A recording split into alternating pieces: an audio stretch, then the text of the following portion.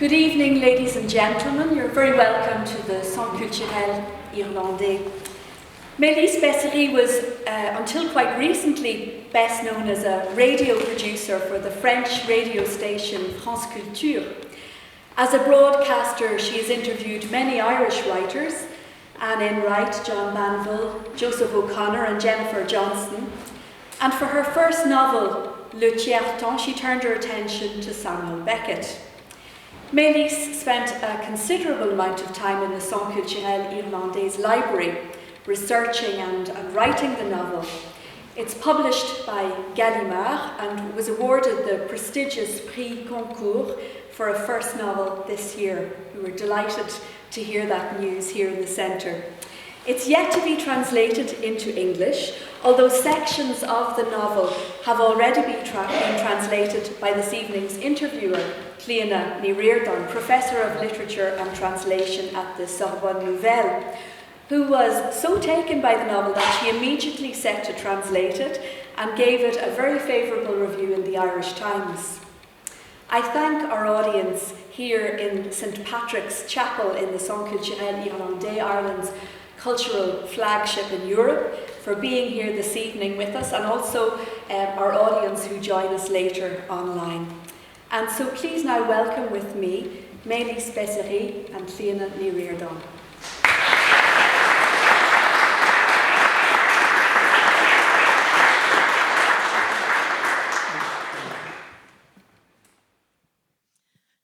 Welcome everybody, and welcome Maylis. Welcome. As we've heard, you spent a lot of time writing this book in the grounds of the Centre Culturel and the Médiathèque. But that connection to Ireland goes back further than the writing of the book. Can you tell us how you came to know Ireland? Good evening, everybody, and thank you very much, Nora. I'm very happy to be here tonight and very moved to be here. Yes, I've spent quite a lot of time just here at the Médiathèque and helped by Marion, a wonderful Marion helped me in my research. Yes, I guess I have to explain myself about this strange connection with Ireland. I've been to Ireland as a child. I was 13 years old. I've spent many summers in Ireland, and I got such a strong connection and relationship with a family there when I was supposed to learn English, and they became a kind of second family to me, and such good friends that I went to see every year. And so it became more than a one trip. It became a kind of strong connection with the Irish culture, Irish people, and I got very interested in Irish literature at a very young age, and it kind of never left me. And what drew you to Beckett in particular? I made several documentaries about Dublin and Bloomsday and Joyce, and there was this kind of mysterious zone, the relationship between Joyce and Beckett. And at some point I thought, maybe I could try to explain that and to make some research about this connection of the young Beckett with James Joyce. And I thought, maybe it would be a good idea to have Beckett at a certain age, so he could be remembering all his life long and what he saw and the connection he had with the master, you know. And then I found out that Beckett ended his life in a nursing home and became like one of his characters, an old man who's ending the end, you know, waiting for the end. And I thought, oh my God, how weird is that? He wrote that before he experienced that in his life. And I thought it was a kind of a strange and funny situation in a way, considering the black humor of Beckett. And I thought, what was he thinking when he was there as an old man and thinking, I'm there now, you know, I'm in one of my play.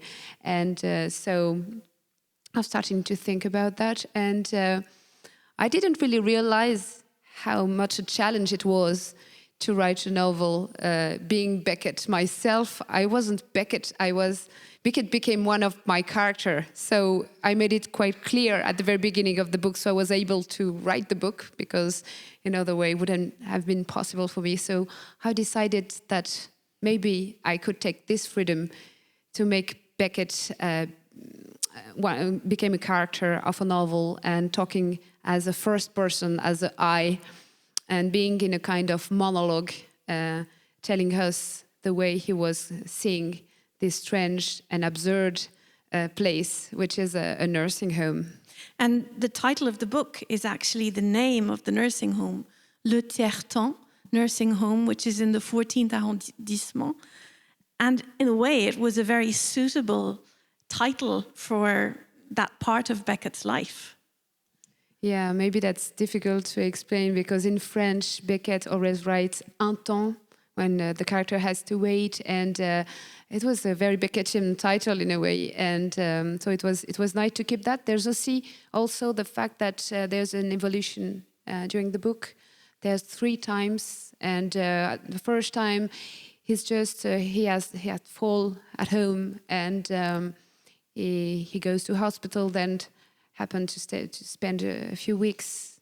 What he thinks is going to be a few weeks, but it's going to be a few months and a bit more than a year at the nursing home. And but he can't walk. He's still enough.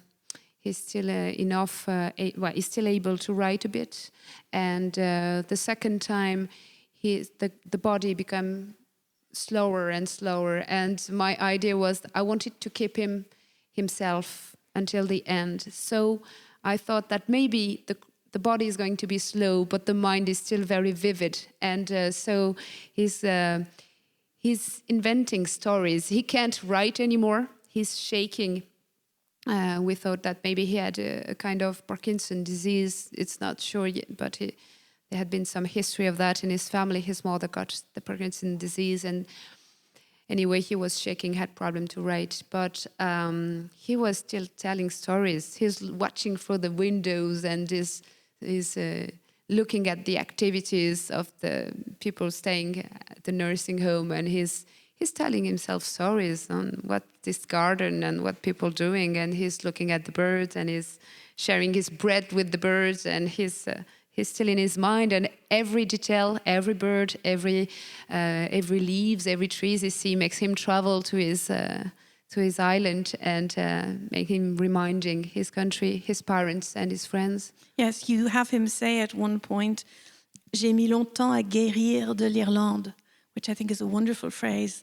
It took me a long time to heal from, or to get over the wound of Ireland. And you do make him travel back in time to when he's a child. And you describe Dublin. You describe it very well.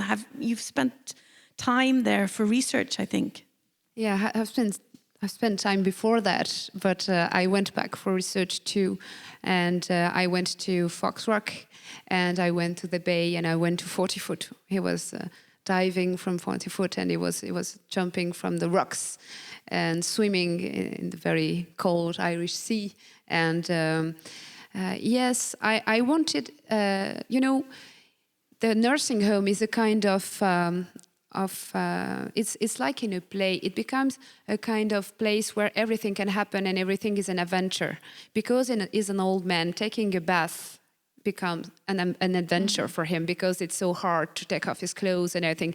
And he's kidding about that all the time. And when he goes to his bath, and the cold water will remind him of the sea, and every detail is a pretext to travel through time. And there's also this kind of daily dream. I mean, I thought that maybe as an old man he could have naps and be sometimes a bit confused when he was waking up between sleep and reality. And so from his bed, that's the very beginning of the book, he doesn't know what he sees exactly from the bed, and he has to remind himself, oh yes, I'm here in Paris, and in the nursing home, what I see through the window reminds me that it's not Dublin. And I like this idea of oldness who's not only the decay, but also something a bit poetical, a kind of poetical way to see things, maybe to be a bit confused, but also to see all the details and in a very poetical way. Perhaps we could seize that instant, and maybe you might read the opening sequence so that you get an idea of that poetic voice and what it's like to be Samuel Beckett in Le Tiers Temps. Okay, so I'm doing some reading in French and then you'll read in English. Do I start? Yes, please. Okay. Au Tiers Temps, Paris, 25 juillet 1989. Elle est morte. Il faut sans cesse me le rappeler.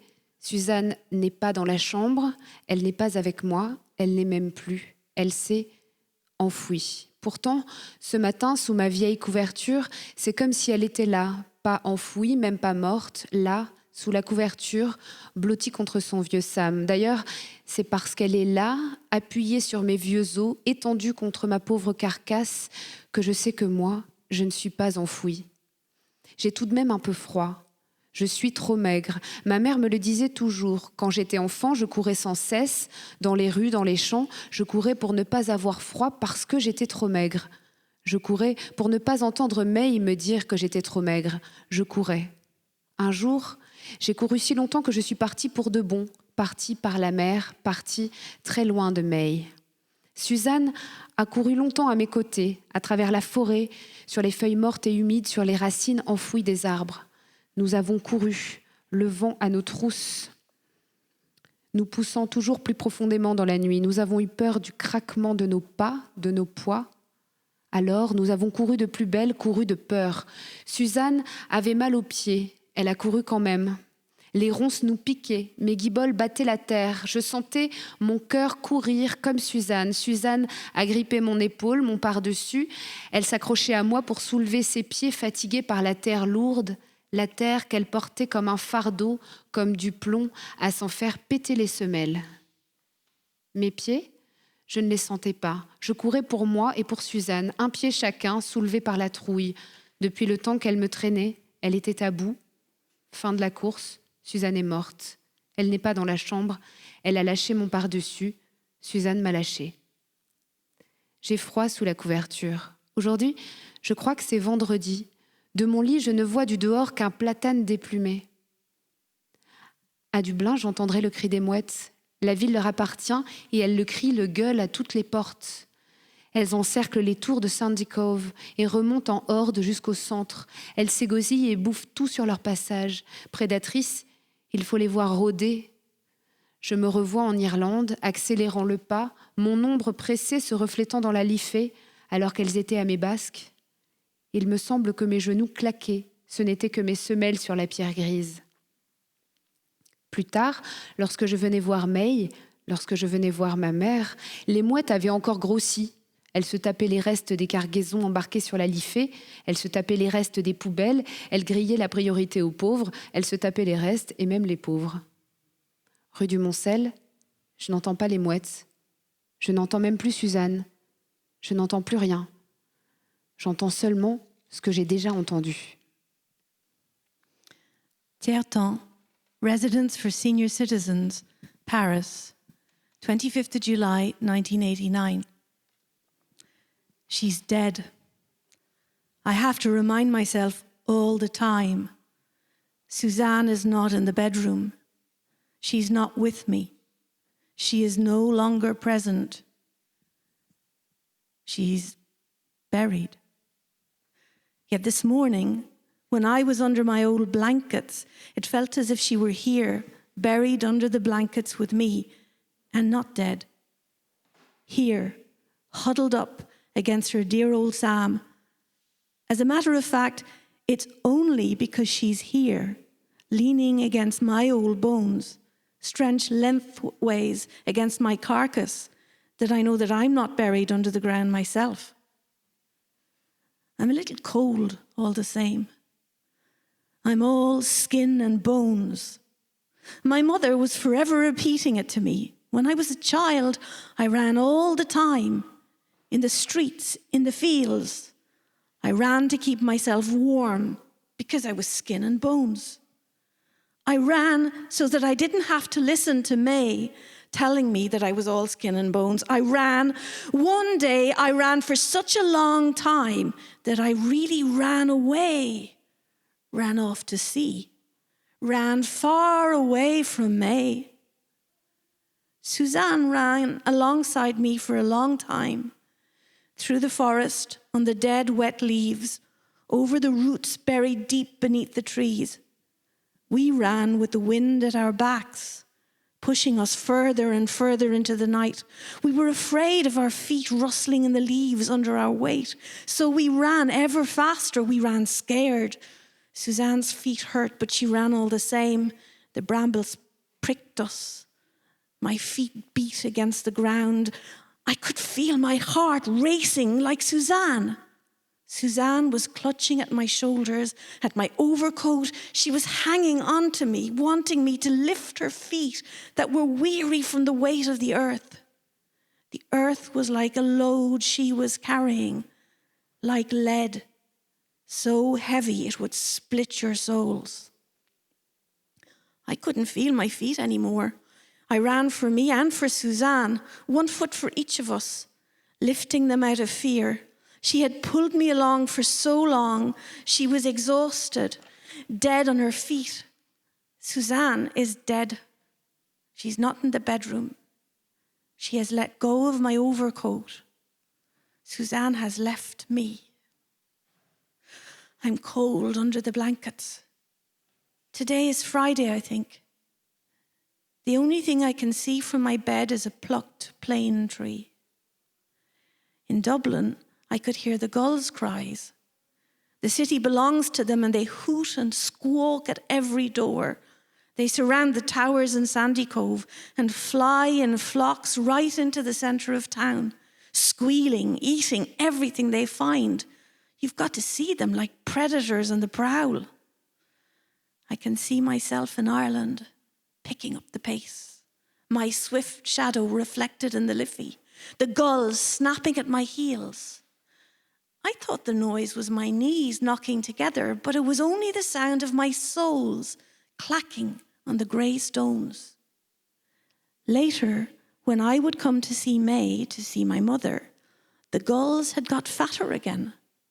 They knocked off the leftovers from the boats travelling on the Liffey. They guzzled the leftovers left in the bins. They stole from the poor. They ate the leftovers, and even the poor themselves. En Rue du Moncel, I cannot hear the gulls. I cannot even hear Suzanne. I cannot hear anything anymore. I can only hear what I have already heard.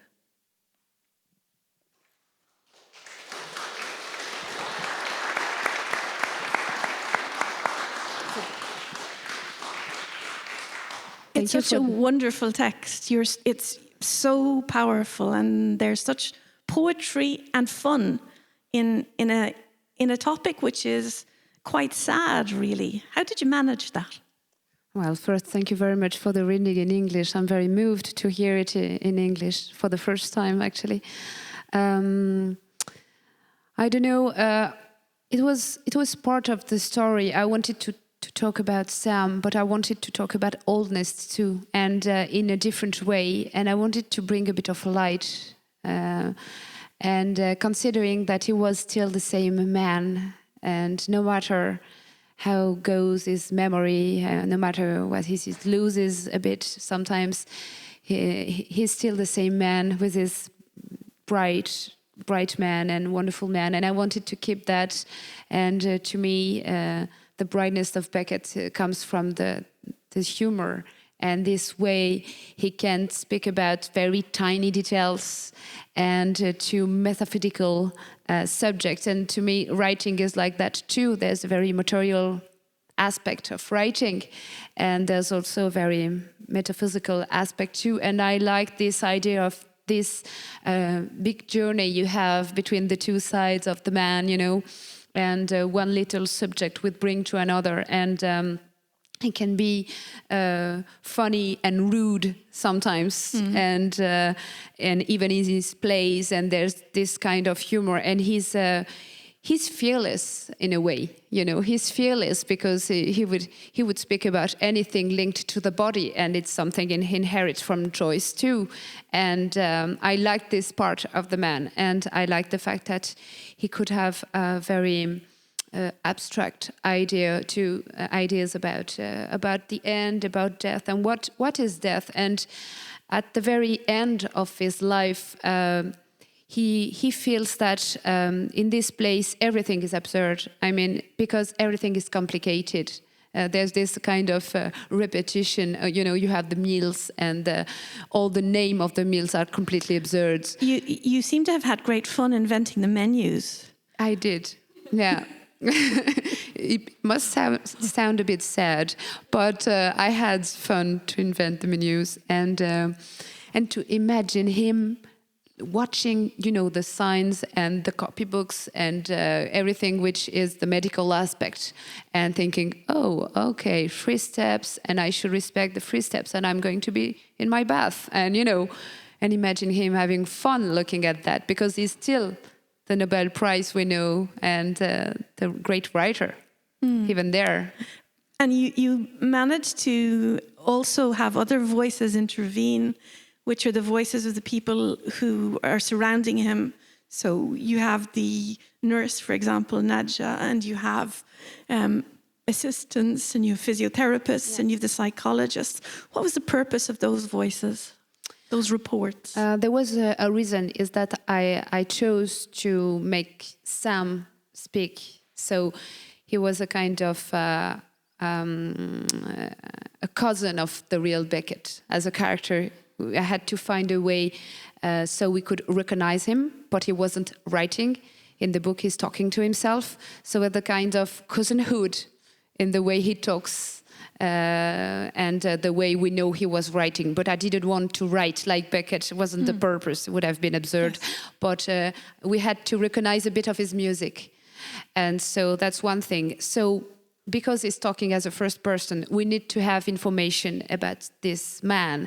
And he couldn't say, oh, I'm here because there's this or that. So I would think that it would be interesting to have something which is cutting the monologue sometimes, you know, interrupting the monologue, and it's a kind of eruption in the middle of the room, and that's the medical aspect of the place. You know, you always have a nurse knocking at the door, or a physio, or someone who's working here. So I imagine them as you know, they just the white people, you know, white shirt coming, and someone is coming, and for him they are a bit all the same. It's someone coming into his room, and in a way into his word.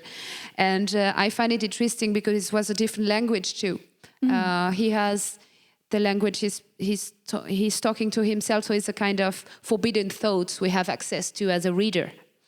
And there's the very medical formal language of the institution. With lots of technical terms. Yeah.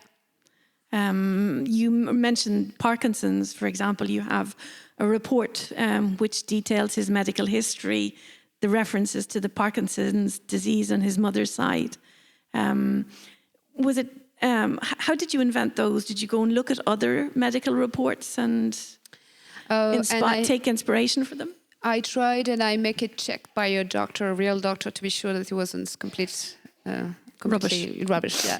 And but there's in the letters that Beckett wrote at the Tiers Temps to his friends, and he says that he's shaking, and so I could have an idea about the kind of physical problem he had, but I had no detail about the medical file, and I didn't want to. I invented that too, that part, but I wanted to invent something which was possible considering the information I had as a reader. I mean, as someone who wrote his biography and his letters and his work. And there's also, because of course the book is a tribute to, and as a tribute, there's in Molloy, for example, there's also all the details about, you know, how many feet from, you know, from the pavement, and you have to be there with when you're cycling, and there's also little tiny details. And so I thought that he would like the vocabulary of doctors. Medicine and doctors. And you also have the attention to objects. You have him remembering his house in Ussé, and for example, you refer to his ashtray, to the cendrier, and where he had won the cendrier and how it works. And so the function of the object really brings the work to, I suppose, to the materiality of the real lived experience. Absolutely, and it's the same for the body. I wanted him to have a body as a character, and no matter how old is he, and no matter if he's sick, I wanted him to have a body. And in a way, it's a kind of burlesque body, like in his film, Buster Keaton is the main character. So there's a kind of tradition of slapstick almost. Yeah, exactly. And in another way, there's also the tradition of a body who's not a limited body, like in Happy Days, or so there's these two sides, the two ways he managed to talk himself about the body as a writer. And I thought that he would he was a rugby player, he was a cricket player, and he was very interesting in sport. He had a body, as a man he was very interesting in all those kind of activities, and he was following the rugby. Yes, you have him following the rugby, and you have an announcement over the loudspeaker, and he's allowed to go and watch the rugby match. And then you have the text from, I suppose, that the speaker or the commentator would have spoken. Yeah. And he's getting mad watching the rugby because Ireland is not winning this time. That happens. Which is very rare. No, unfortunately, it happened a lot. But we won't go into rugby here. What I also thought was interesting was to learn that you wrote the novel in 4 months. That seems incredibly fast to me. Yeah, but I would say in 4 months, and maybe in many years in another way, because I met, as we say in French, Beckett's plays when I was a teenager, and I read a lot of Beckett's prose and plays and all his work all my life long. And then I was interested to see what he wrote in English, because he translated himself. I wanted to see if there's a difference. And there are a few differences in English and French. And I had the music of Beckett in my mind, and as you said, I'm a broadcaster, I'm working for the radio, and so I have this habit of having voice in my head. You will think I'm crazy, but I do have sometimes in my head the kind of rhythm he writes, and I had this voice. There's a little record of Beckett's. He has done very few interviews. He was known as very quiet man, as very shy man. But there's one interview of Beckett, and you just have a few words, and it's in English. And I remember listening to this very Dublin accent and very quick speaking, very speedy.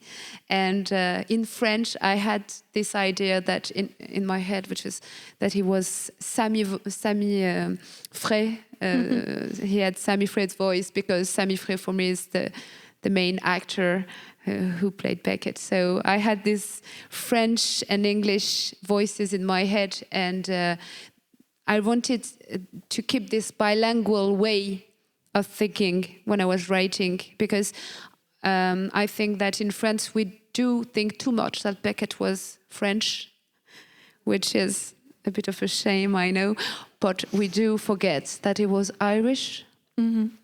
And of course, he wasn't considering himself as an Irish writer, because he wrote mainly in French. But there's a lot of Irish tradition in his writing too, and I wanted him to have this Irishness in this book. And you also go back to one of the key moments in his earlier life when he got attacked, and you have a police report. Can you tell us about that incident and why you wanted to put it in? Yeah, it was on the 14th arrondissement in le Petit Montrouge. He got attacked for a very strange reason in the street, and so he had a knife. He had a cut from a knife, and it wasn't very, very serious, but he had to go to hospital for a while. And it was in 1938, and it was for the day of the Epiphany, which I found quite funny because Epiphany, Joyce, and all that. And it was in 1938, and so he went to hospital, and it was a very important moment of his life because it was just after he had been in there was been a bit of an argument with Joyce, because he didn't got married with Lucia Joyce. So they didn't talk to each other for a while, and Joyce came to him at the hospital and helped him all the time. So it was a very important moment in his life. And I found the report from the police, and I didn't get the report exactly, but there were articles from newspapers at the time. And so I just... I brought some ideas from the article. I just got the name and all the strange stories they had about this weird man who attacked Beckett for no reason. And then in the third section of the book, which is le Tiers Temps, which is when he's really ill, and the dialogue. So we have moments of dialogue, and we have moments of his voice coming in. How did you decide to? I won't say how did you decide to end it, but almost that. What inspired that section? Well, as I told you, there's still a bit of body, if I can say, dynamic body in the first part. The second part, the body is very slow, but he's reminding everything. And on the third part, he's being a bit confused, and he will go slowly to a coma. And so there's this challenge was for me there's dialogue, but I mean, nurses are talking to him, but he never answers directly to them. He always answers in his mind. So as a reader, we know what the answer is, but there's never a direct dialogue between them.